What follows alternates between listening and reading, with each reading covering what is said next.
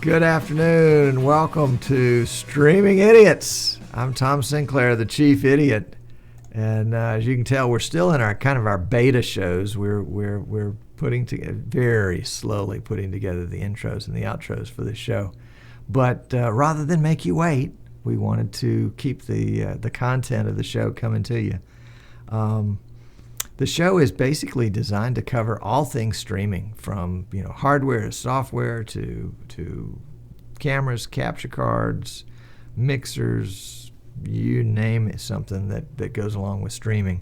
Sooner or later, we're going to touch on it today, and we've got three very diverse topics that we want to cover. I don't know that we're going to get to all of them, so we'll try. Let's start. I want to start. I promised a viewer last week that we would do a tutorial on how to use the EasyCap USB frame grabber with the Canon Vixia camera. So I dug into my archives and I pulled out a Canon Vixia HF100. This was one of the very first in the Vixia series, IE 100. And it has, on the back of it, it has its own, I don't know if you can see, the red port and the yellow port. The red port is a mic jack, and the yellow port is an AV jack that allows me to, AV out, that allows me to plug in a device got devices on the brain, a cable. Let's see, let me get the whole cable for you here. That is the 3.5 millimeter on this end, and you can see it kind of looks like a stereo headphone cable, but on the other end it has dual RCA jacks, and the video is carried on the yellow jack, and we don't care about the other one because the only thing we're talking about is video here. Now you might have one of these that's got a tip, a sleeve, a ring, a sleeve. Let's see, it's a tip, a ring, a sleeve, a ring, a sleeve, and another ring. That is, if you have three rings, then you'll have three RCA jacks on the end, and that would be for stereo audio. But you really only and you can use those too, but you just want to use the yellow part. And the yellow part is going to plug into, and I've got my EasyCap right here. This is an EasyCap from easycap.tv. These are the only ones I recommend. They're the only ones that I can get to reliably work every time. Plugs into the USB port on my PC or my laptop. And I like to have this plugged in before I even turn on the PC or the laptop. And of course, I've already got my drivers that came with the software, came with the device installed.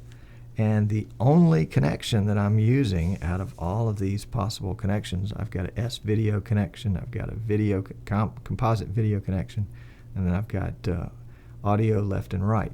The only one I'm going to use is the video. I'm not concerned about audio because I'm going to handle my audio separately from the camera. So I've got my camera wire connected to my USB frame grabber, my easycap.tv. That's connected to my PC, and on the other end is connected to my camera. And it doesn't matter if my camera's turned on or off in this process because the PC sees the EasyCap. And so that connection is already established, assuming that the EasyCap is plugged in before the computer is turned on. And then when I'm ready, I can go ahead and turn on my camera, and I will turn it on to record mode, but I won't record. And so I can zoom and zoom in and zoom out as I need to. It's a good idea to have this plugged into a power supply. There's another little jack on the back to plug it into a power supply. That way you won't have the battery save function flash up at you after about 10 minutes. So that's how to do the EasyCap. It's really easy. But the key is to have the right equipment. You got to have the cable. My cable came with the camera, but you can get them on eBay for $3. and then the EasyCap from easycap.tv. If you're in the U.S., you can get them on Amazon or eBay, and they come from England. I don't know where they're manufactured. So, EasyCap, easycap.tv. That's the key. If you get any of the others, can't guarantee they're going to work. In fact, I've even had 3 of these working on the same PC at the same time. So that was really fun and cool. Today for the show, we're actually running vMix version 13, and it is our switcher and doing all our graphics and audio, and then we are exporting it through what vMix calls an external feed, external output, I guess, to Wirecast 4, and Wirecast 4 is streaming it up to, sending it up to Dacast, DACAST.com. vMix is operating at 720p, Wirecast is operating at 720p, and so hopefully you're getting a good, what would you call it? A good high quality image. There we go. The background behind me is actually a video that loops around, and that's actually what we're going to talk about today is how to do the Chroma Key and how to get cool backgrounds like this. And one of the nice things about it is that the way vMix works is I can queue up this particular shot in preview, and it's already built. It's already got the background in the back. It's already got the lower third in the front, so that when I'm ready to cut to this shot, I don't have to punch any other buttons other than just the cut at this point. Just to give you an idea of what my desktop looks like here with vMix, of course part of it's going to go to infinity, but you can see me on the left in the preview window. The program window is the one with the green stripe on the right, and then down below are the other inputs. Input seems to be the key word in vMix. These inputs can be audio, they can be video, they can be cameras, they can be captures, and then on the right side, at the bottom right hand corner, you see the audio mixer, which we're not going to touch at this point because it's still a little bit of an enigma to me. So let's talk about what we know, and I'm going to use one of the cool transitions. There we go, and we'll wipe back to that one. The way that vMix uses or does Chroma Key is kind of interesting, and I want to try to illustrate it as easily as I can. And let's start with a background. And let's say that I was going to do a show called That VidBlaster Guy, which I actually do on Wednesday afternoons at 3 o'clock. So I'm going to show you my desktop again, and we'll cut over to the desktop. And in the bottom left-hand corner is the Add Input button. And I'm going to click that. It's going to pop up a window which allows me to make, you probably can't see the text very well, but all the way down the left side, you can see the green as it moves down there. There are all the different parts or possible inputs. Some of them aren't, technically inputs, but we'll fudge a little bit and call them inputs.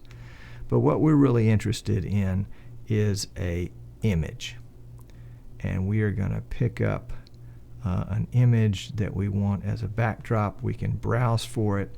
I just happen to know there's one right here that I've used before, so these are the ones in blue you can see are ones that I've used before, or I can browse in kind of a Windows Explorer method and browse for whatever I want. I'm going to say OK, and a new input has appeared here on my work surface.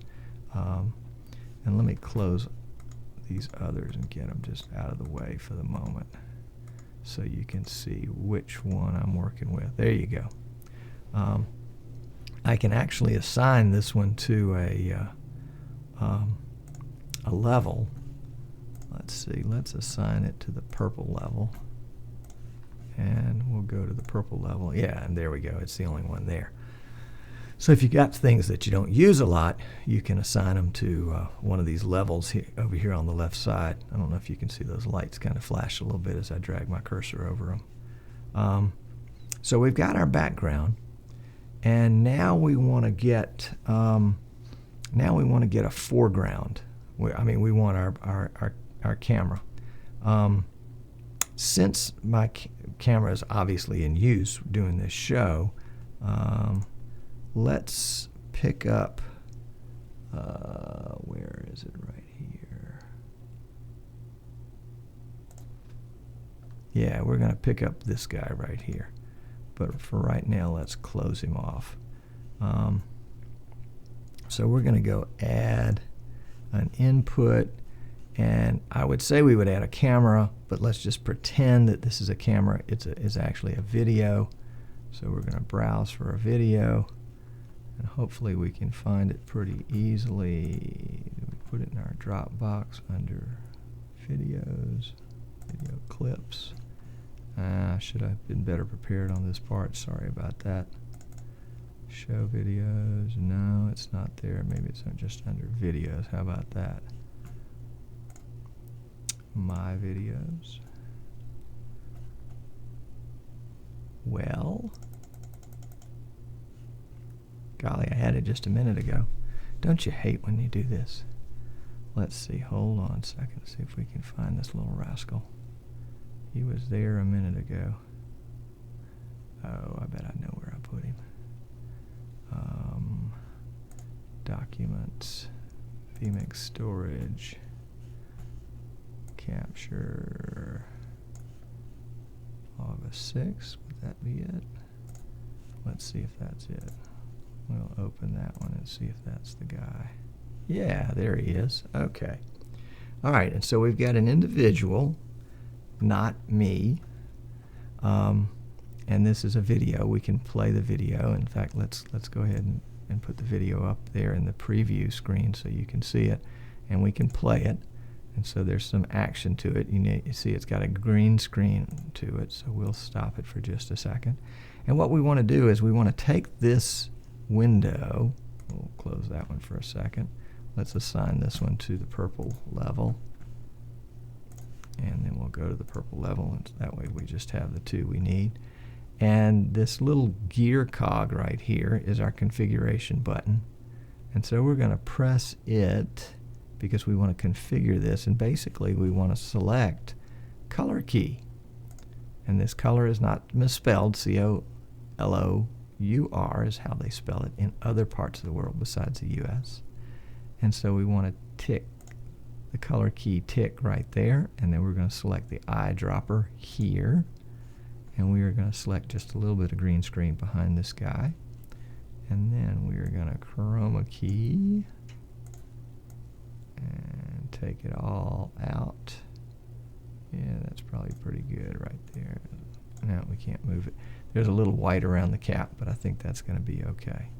So we're going to say okay. So we've keyed that out, and now we're going to go back to our backdrop, and we're going to drop that image sort of in.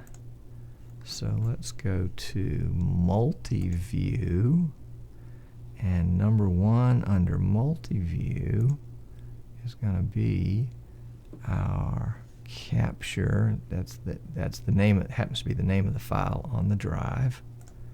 And there's our guy. So we now have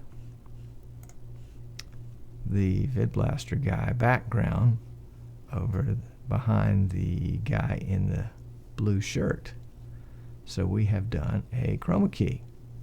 Now, let's see. Let's go back up to...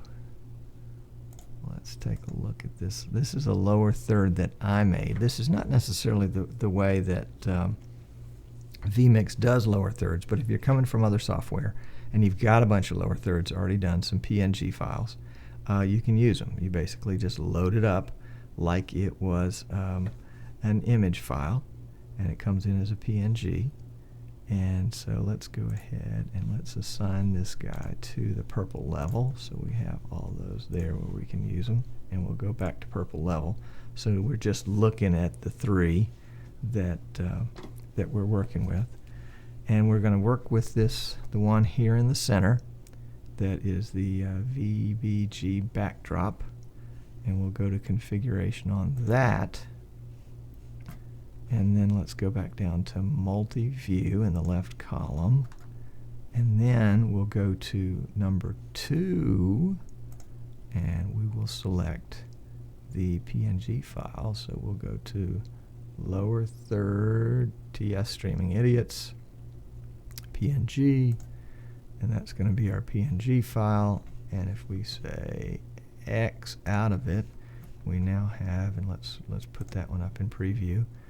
We now have the VidBlaster Guy background with our image, which we're pretending is a camera right now, with the green background keyed out, and then the lower third overlaid over it. And all of that now is in one input. It's in this VBG backdrop.jpg, GPG. And we've sort of built a shot. We've built something that we can use when we want to go to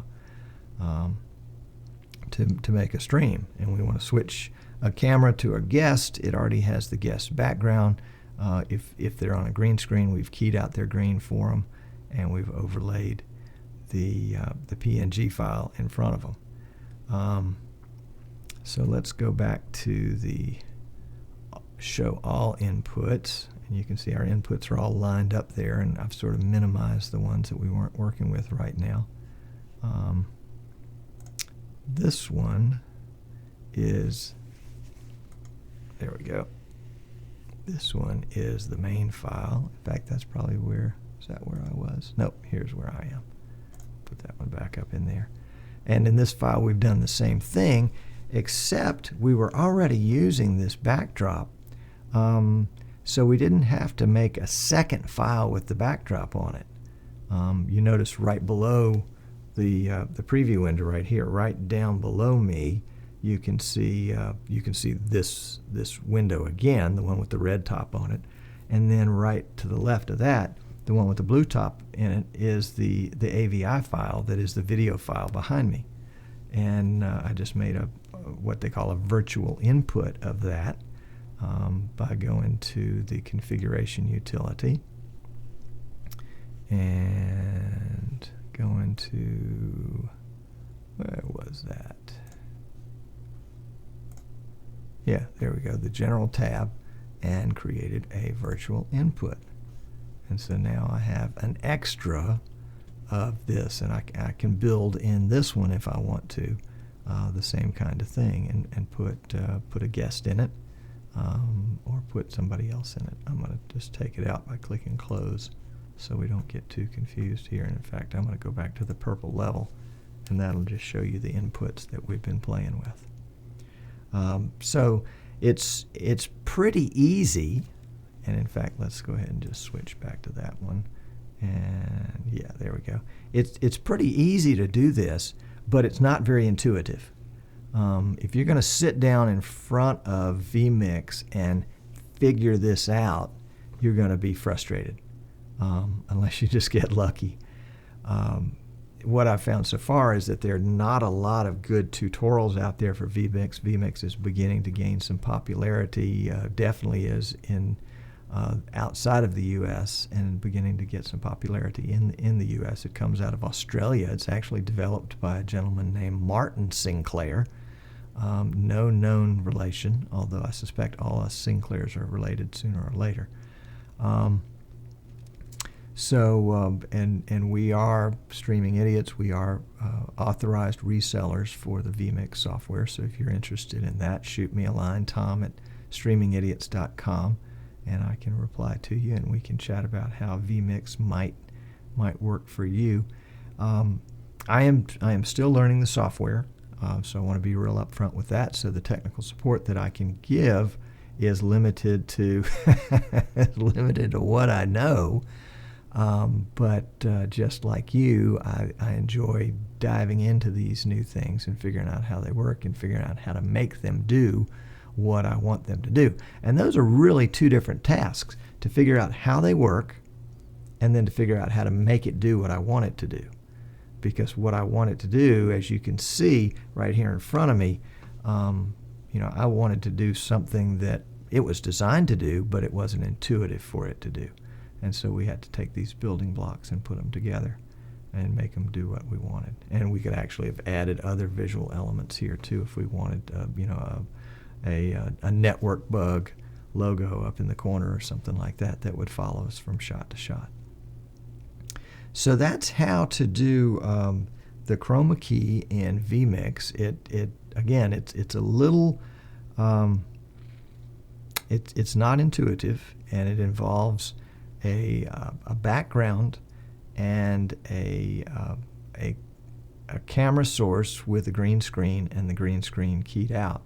And in our case, we added one more element to it, which is the lower third right here.